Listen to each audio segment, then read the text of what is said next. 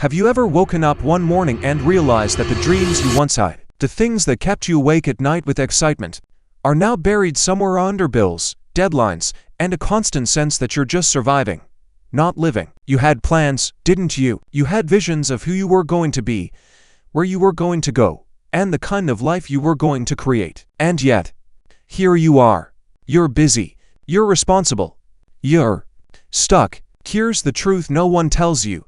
Your dreams don't die overnight. They fade, slowly, quietly. They get replaced by realistic goals, by maybe one day, by just don't have time right now. And before you know it, you start convincing yourself that you never really wanted them that much anyway. But deep down, you know that's a lie. Jim Rohn once said, "The same wind blows on us all. The difference is the set of the sail." Think about that. The economy, politics, bad luck, circumstances, they're the wind. But your sail? That's your decisions, your mindset, your daily actions. If your sail is set wrong, you'll drift in the wrong direction your whole life, even with the best intentions. So today, I'm going to give you something most people will never get, a plan to take your dreams back. Not the fluffy Instagram quote version. Not the think positive then everything will be fine nonsense. A real, step-by-step, life-altering plan built on the mindset of one of the greatest personal development teachers who ever lived, Jim Rohn. And if you watch this until the very end, you're not just going to remember your dreams, you're going to reclaim them. If you're new here, hit that subscribe button and turn on notifications, because in this channel, we don't just talk about motivation, we rebuild lives. And if you've been here before, welcome back. You know what's about to happen. Let's get into it. You know what the most dangerous phrase in the English language is? It's fine. I'm fine. Everything's fine. That's the phrase people use when their dreams are rotting quietly in the attic of their lives. Because here's the thing, when you truly want something, you're never fine. You're restless, you're hungry, you're obsessed. But over time, life teaches you to be realistic, and realistic slowly becomes a coffin for everything you once thought you could be. The first step to reclaiming your dreams is not to rush out and do something dramatic. It's not to quit your job in a blaze of glory or buy a ticket to Bali hoping the universe will sort it out. No. The first step is to stop lying to yourself about the fact that you already let them go. And I know that's brutal, because the easiest person to deceive is yourself. You can dress it up in excuses. I just put it on hold. I'll get back to it when the kids are older. Now's not the right time. And they sound so reasonable that even you start to believe them. But the truth is, if you don't call it what it is, you can't change it. I'll tell you a story. Years ago, I met a man named Michael. Late 40s, stable career in finance, the kind of guy who had the picture-perfect life. A nice house, vacations twice a year, good car, family portraits on the wall. If you asked him how he was doing, he'd say, "I can't complain." But one evening, we ended up talking alone at a small diner after a seminar, and he said something I'll never forget. "You know, I once wanted to be a filmmaker, not for fun. For real. I had a script option by an actual studio when I was 25. Then I got offered a stable job. It was supposed to be temporary, just for a couple of years, save some money." That was 20 years ago. I asked him if he regretted it. He gave a short laugh, but his eyes didn't laugh with him. "Every day," he said. "But the worst part? I can't even blame anyone else. I folded up my dream and put it in a drawer. No one stole it from me. I gave it away." That hit me like a freight train, because deep down, I knew most of us are Michael in some way. Jim Rohn had a way of putting it. The same wind blows on us all. The difference is the set of the sail. What he meant was, the economy, the politics, the circumstances, they're just the wind.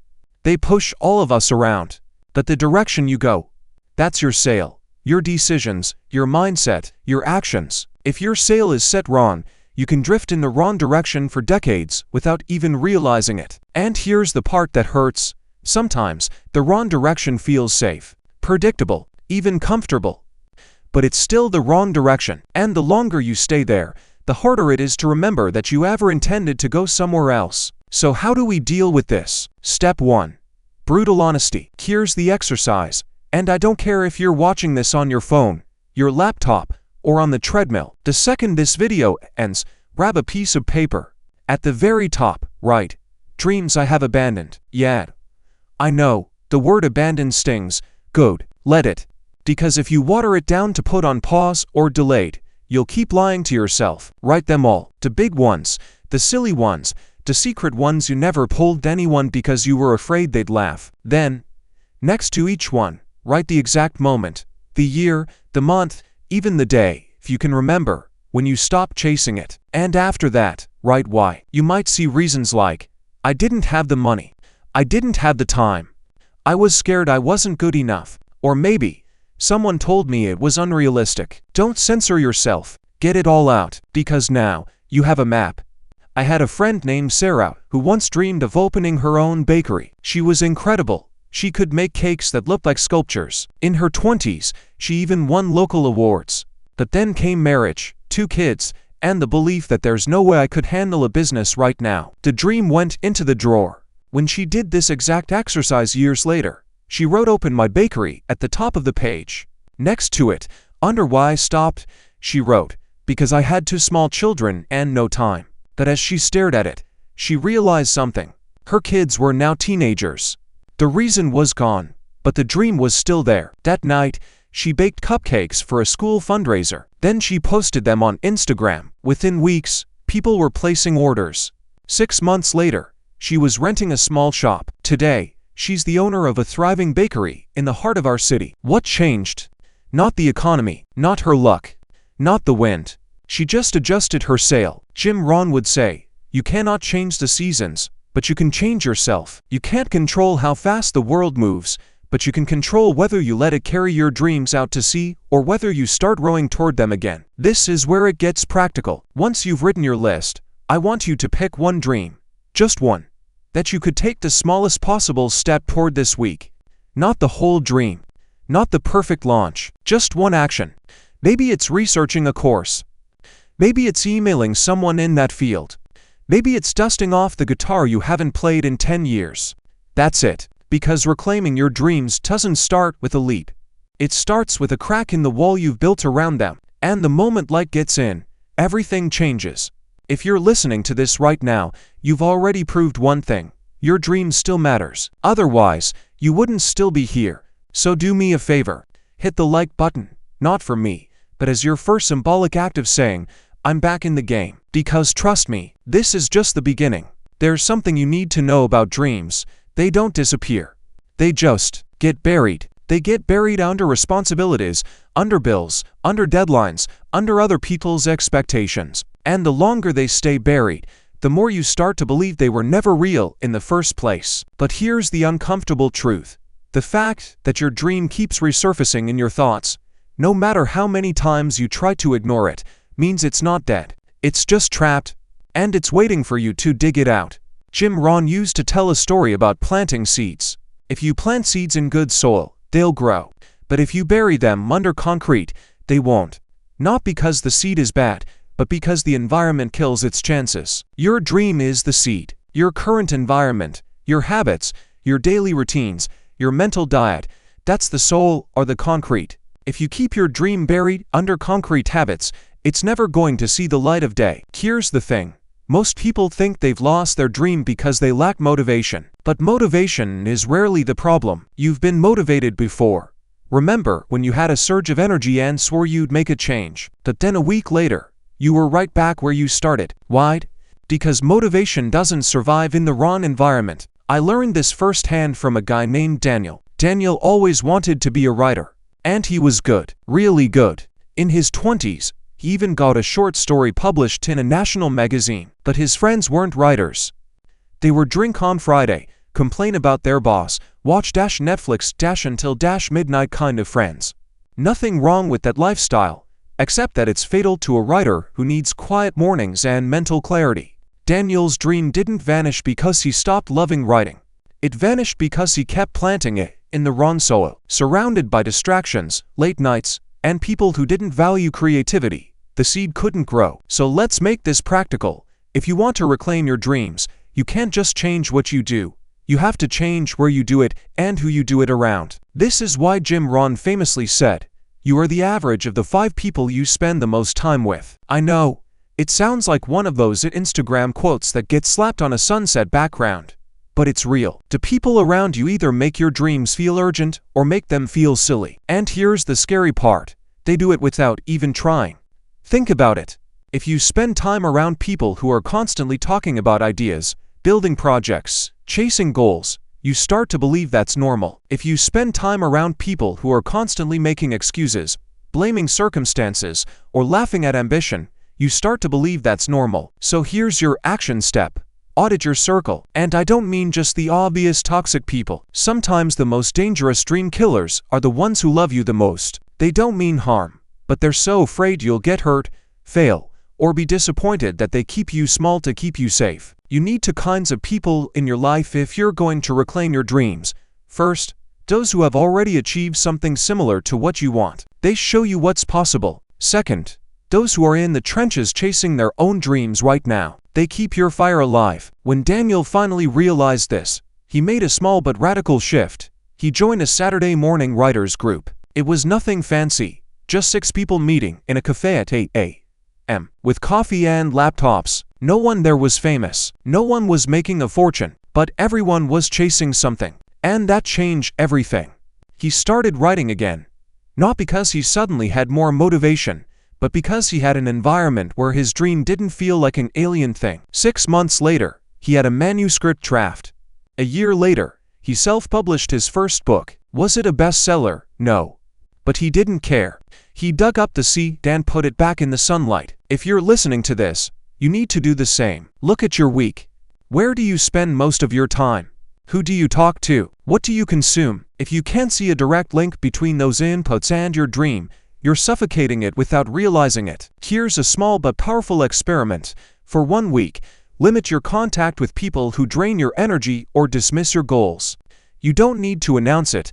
You don't need to burn bridges. Just create space. In that space, fill it with voices, books, podcasts, and conversations that make your dream feel possible. At first, it'll feel uncomfortable because your current environment is familiar, even if it's not good for you. But like Jim Rohn said, discipline weighs ounces, regret weighs tons. A little discomfort now is a lot better than the crushing weight of looking back in 20 years wishing you'd done something. And if you've made it this far into the video, I know you're serious. So hit that subscribe button, because in the next part, we're going to talk about something that most people get completely wrong: the timeline of your dream. And once you see this, you'll never fall into the trap that kills 90% of goals before they even have a chance. Most people kill their dreams not by quitting, but by setting a timeline that's completely divorced from reality. They think, if I don't achieve it in 6 months, I guess it wasn't meant to be. 6 months?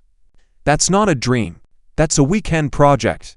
Jim Rohn used to say, don't join the easy club. You can't get rich quick, but you can get rich sure. And that philosophy doesn't just apply to money. It applies to anything worth having: your health, your relationships, your career, your art. Real dreams operate on nature's timeline, not your ego's. Here's the trap. You start something, you're fired up, you're posting progress updates, your friends are cheering you on. And then, silence. Weeks pass. The results don't look Instagram-worthy anymore. You start to wonder, is this even working? And because you can't see progress on the surface, you assume nothing's happening. But roots grow underground long before you see the first green shoot. I remember a conversation I had with a guy named Michael. Michael wanted to start his own fitness brand. He was all in for 3 months, posting videos, training clients, building a website. But when his follower count didn't explode overnight, he quit. A year later, another trainer in his city launched something similar. It started small, slow, and now that trainer's brand is worth 6 figures a year. Michael looked at me and said, I could have been there by now. And that's the pain point I want you to feel, because you've probably been Michael at least once in your life. We all have. You start something, you stop, you start again, you stop again. The problem isn't that you're lazy. The problem is that your timeline is a fantasy. Let me give you a practical framework Jim Rohn taught: the law of sowing and reaping.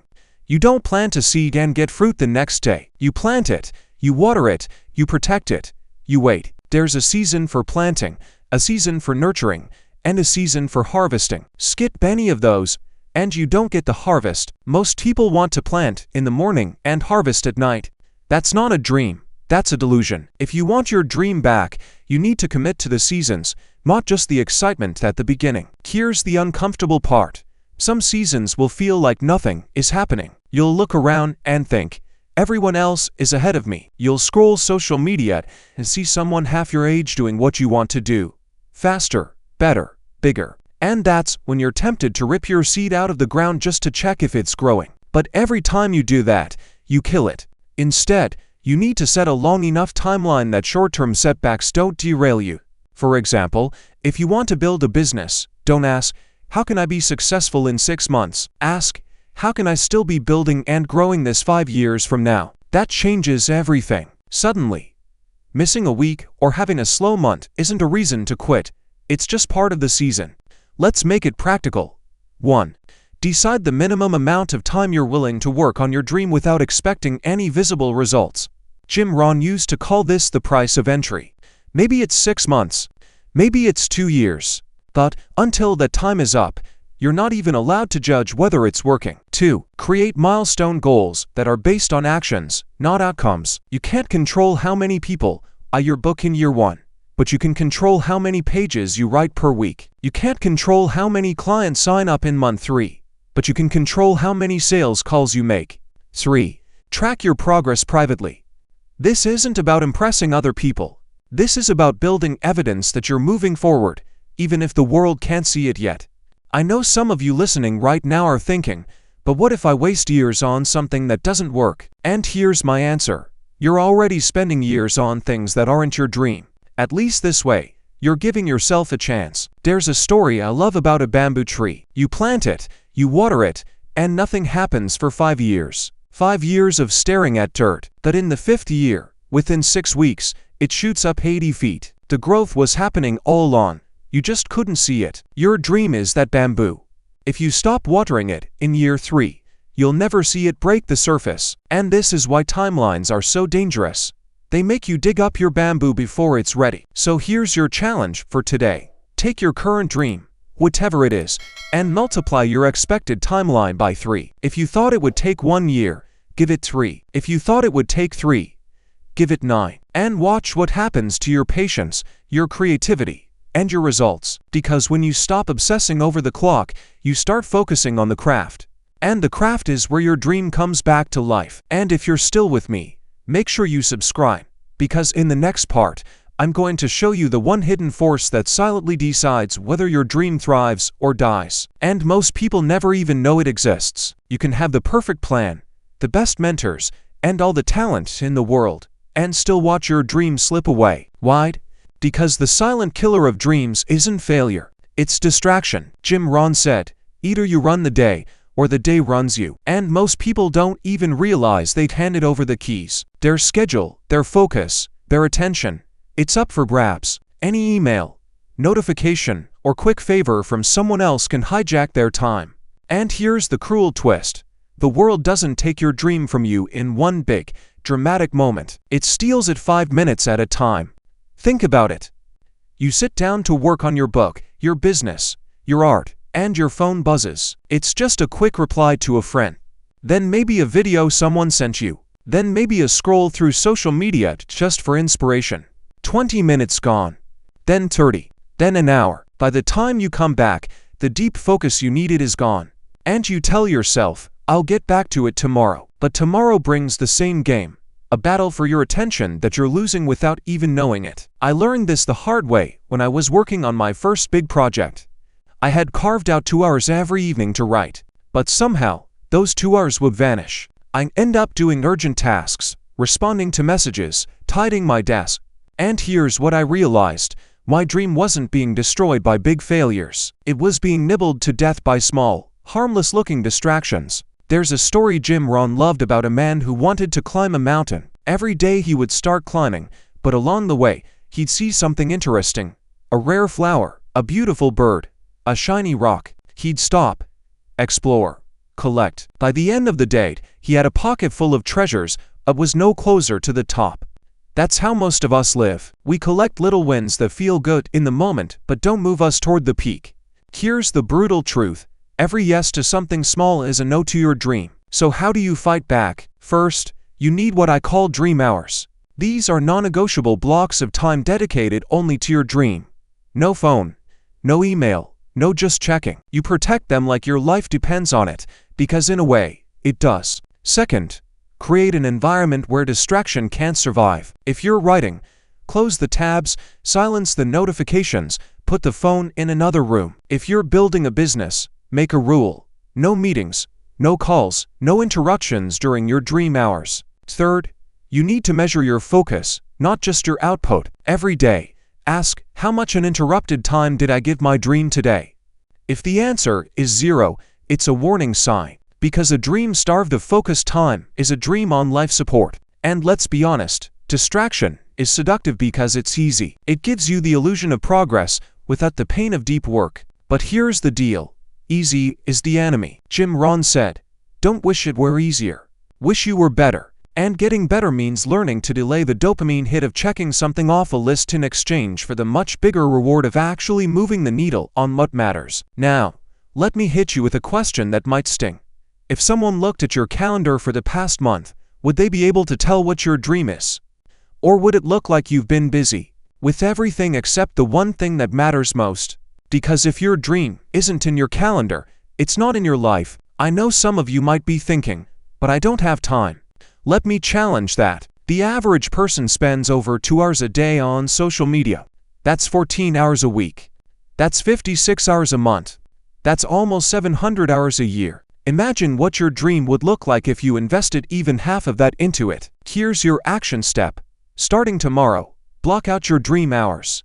Even if it's just 30 minutes a day, put it in your calendar, set it in stone, and defend it like a fortress. No one gets in. Not your friends, not your boss, not your notifications. Because here's the secret.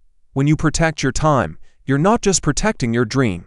You're reclaiming your future. And if you're still here with me, make sure you subscribe, because in the next section, we're going to dive into something even more dangerous than distraction. Something that can disguise itself as wisdom, as safety, as being responsible, and yet it's the very thing that keeps most people from ever taking the first real step toward their dream. There's a poison more dangerous than distraction, more paralyzing than fear, and more subtle than procrastination. Jim Rohn hinted at it many times, though he rarely called it by name. I call it the comfort trap.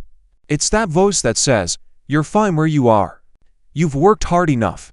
You deserve to rest." It's the warm blanket of routine, the soft couch of tomorrow, the quiet whisper that convinces you to keep life exactly as it is. Not because you're happy, but because it's safe. And here's the dark truth. The comfort trap doesn't kill your dream in one dramatic blow. It lets it starve slowly, until one day you realize you're not chasing it anymore. You're just remembering it. Jim Rohn used to say, "If you rest too long, the weeds take the garden." You don't notice the weeds at first. They grow silently, but eventually, they take over. Comfort works the same way. You think you're just taking it easy for a little while, but days become weeks, weeks become months, and before you know it, the fire you once had is nothing but ash. I remember talking to a guy who wanted to start a business. He had the skills. He had the idea. He even had some money saved. But he kept telling me, "I'm just waiting for the right moment." The right moment never came. What did come were more excuses, a better job offer, a vacation, a family obligation. Each one seemed reasonable. Each one kept him safe. And each one pushed his dream further out of reach. That's the thing about comfort. It's dressed up like wisdom. It tells you to be responsible, be practical, don't take risks right now. But there's a huge difference between being wise and being stuck. Jim Rohn had a brutal way of putting it. We all must suffer one of two pains, the pain of discipline, or the pain of regret. Comfort hides that truth from you. It promises you a life without pain, but delivers the worst pain of all, the pain of looking back and realizing you could have been so much more. So how do you escape the comfort trap? First, you have to make discomfort your default. That means doing at least one thing every day that pushes you out of the warm, predictable bubble you live in. It could be making a hard phone call, taking on a project you don't feel ready for, speaking up in a room where you'd normally stay silent. If it scares you or stretches you, it's worth doing. Second, you need to raise your standards. Comfort thrives when your standards are low. If you're okay with good enough, you'll never get to great. Set a standard that demands growth. If your goal is to make $50,000 a year, aim for $100,000. If your dream is to run a 5K, aim for a marathon. Not because the number matters, but because it forces you to grow beyond what's comfortable. Third, surround yourself with people who refuse to let you settle. Comfort loves isolation. When no one is pushing you, you can convince yourself you're doing just fine. But when you're around people who are constantly leveling up, staying comfortable feels like falling behind. And here's the kicker. Comfort doesn't just slow you down. It makes you forget what running feels like. It makes you believe you never had that fire, that the dream was unrealistic, that it's better to stay where you are. That's why escaping it isn't just about action. It's about waking up. Let me ask you this. If you knew for a fact that in 5 years you either be living your dream or stuck exactly where you are today, which version of yourself would you rather meet? And if your answer is obvious, why not start moving toward it today? Because the road out of comfort isn't a leap. It's a step. One step toward your dream. One step away from the safety net. One step into the unknown. That's all it takes to start breaking the spell. And if you've been with me this far, make sure you hit subscribe, because in the next part, I'm going to share the most shocking truth Jim Rohn ever taught me.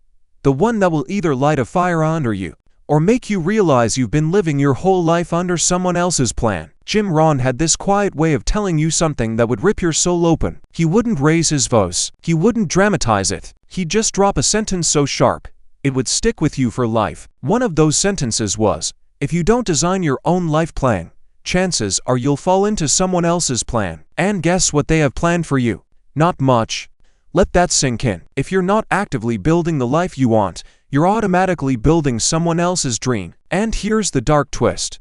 They will never care about your dream the way you do. They'll give you just enough to keep you showing up. Just enough to keep you comfortable. Just enough to keep you from leaving. That's why so many people end up as supporting characters in someone else's movie. They never wrote their own script. They never even picked up the pen. You think your job is safe, your position valuable, your time respected? Let me tell you the truth. In someone else's plan, you are replaceable. The second you stop being useful to them, they will find another you. But in your plan, you're irreplaceable. You're the main character. You control the plot. I once knew a guy named Mark. Brilliant, creative, full of ideas. But he worked for a company that never let him lead, never let him innovate. Still, they paid him well enough, so he stayed. Years went by. His dream of starting his own design firm faded. The sketches and business plans he once kept in a notebook collected dust in a drawer. Then one day, the company downsized. Mark was out, and for the first time in 20 years, he realized he had no plan of his own.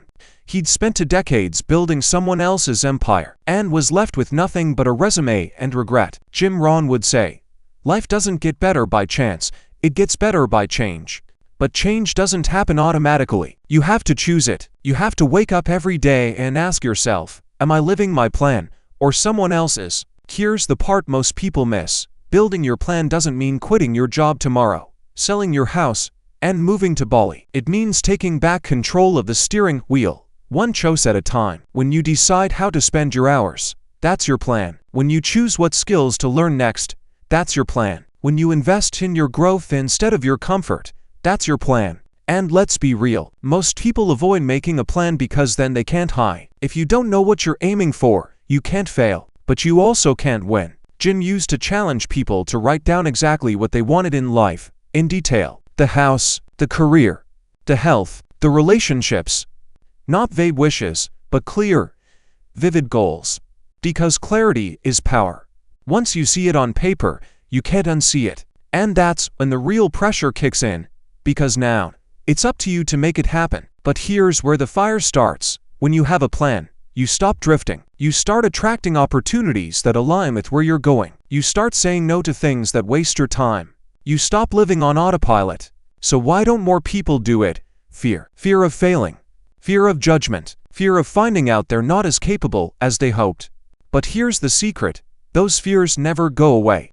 You just get stronger than them. And I'll tell you something else. You don't have to have the perfect plan. You just have to have a plan you own. Because even a flawed plan will get you further than a perfect plan that belongs to someone else. Think about it.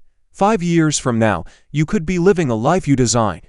Or you could be further along in someone else's vision, with your own dream buried so deep you barely remember it. Which reality do you want to wake up to? If your answer is the first one, then here's your next step. Take 1 hour today to map out your plan. Write it down. See it. Own it. And then, every day, make at least one choice that moves you toward it. Because if you don't, someone else will gladly write your story for you. And trust me, they're not going to make you the hero. And if you're still here, I want you to hit that subscribe button, because in the final part of this video, I'm going to reveal how to ignite that unstoppable force inside you. The one Jim Rohn used to say could turn a decade into a year. This is where everything we've talked about comes together into one life-changing strategy. You don't want to miss it. You've been carrying those dreams for years. Some of them, since you were a kid, and if we're honest, somewhere along the way, you started telling yourself, maybe it's too late, or worse, maybe it just wasn't meant for me. Let me destroy that lie right now. It's not too late. It's never too late. The only time it's too late is when you're in the ground.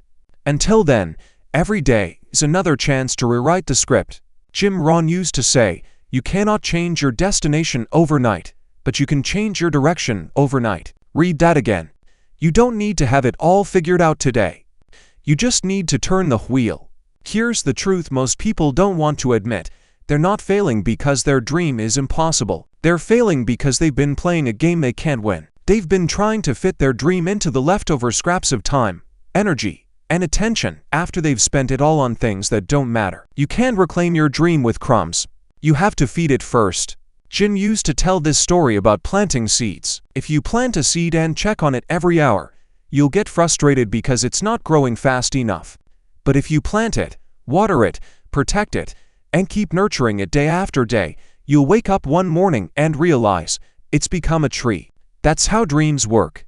They don't explode into reality the moment you decide you want them, but the moment you start giving them the first fruits of your effort, they start taking root in the real world. The problem, most people put their dreams last on the list. They give their energy to their job, to errands, to everyone else's emergencies. And then, at the end of the day, they wonder why they're too tired to work on what really matters. Here's the shift. Put your dream at the top of the list. Give it your best hours, not your leftover hours. If that means waking up earlier, do it. If that means saying no to social events, do it. If that means people start thinking you're obsessed, congratulations, you're on the right track. Jim had this line, the same wind blows on us all. The difference is the set of the sail. Your dream doesn't depend on perfect weather. It depends on how you position yourself to catch the wind. And that positioning, that's daily discipline. That's the boring, unglamorous, invisible work that no one claps for, until suddenly, they're calling you lucky. Now, let's talk about speed. Because I know you don't want to wait another 10 years. Jim had a principle for acceleration: compress your learning, compress your action, compress your feedback. Here's how it works. 1. Compress your learning. Stop casually consuming content. Pick one mentor, one philosophy, one skill at a time, and devour it. Study it like your life depends on it, because it does. 2. Compress your action. Instead of doing a little bit every once in a while, do a lot in short bursts. Launch the project, make the calls, write the pages. Stack your progress so fast it scares you. 3. Compress your feedback. Don't wait months to evaluate. Check in daily. What worked today? What didn't? Adjust immediately. Most people spread these out over years, and that's why their dreams die in slow motion. But if you compress them, you can turn what should take a decade into a single, life-changing year. And here's the part no one tells you. Reclaiming your dream will cost you. Not just in time and money, in comfort, in ego, in relationships. Some people will not understand the new you. They'll miss the version of you who played small, because your growth makes them confront their own lack of movement. You have to decide right now, are you willing to be misunderstood for a while, so you can be unstoppable for the rest of your life? Let me give you a picture. Imagine you're in a room full of people sitting on the floor. You stand up. At first, they look at you like you're crazy. Who do you think you are? They whisper. But then, one by one, a few start standing too. And eventually, the whole room is on its feet. That's the power of reclaiming your dream. It's contagious. You don't just change your life, you give others permission to change theirs. But only if you start. Only if you push through the awkward phase, the lonely phase, the what if I fail phase. Because once you break through that, something incredible happens. You stop chasing your dream, and your dream starts chasing you. Opportunities find you. People seek you out. Life bends in your direction. And that's the Jim Rohn mindset. You don't wait for the perfect time, because the perfect time doesn't exist. You make now perfect by deciding it's the moment you take control. So here's my challenge. Today, not tomorrow, not next week, today. Take one concrete action that puts your dream first. It could be as small as making a phone call you've been avoiding, or as big as finally registering that business name. But do it before the day ends. Because if you don't, a year from now you'll be in the same place, telling yourself the same excuses, watching someone else live the life you could have had. Hit that subscribe button, because this channel isn't just about inspiration, it's about transformation. And I want you here for the next step, because we're just getting started. If you really want to reclaim your dreams, it's not going to happen by accident. It's going to happen because you decided, right now, to take control and never look back. So don't just watch this video and forget. Dive into my other videos.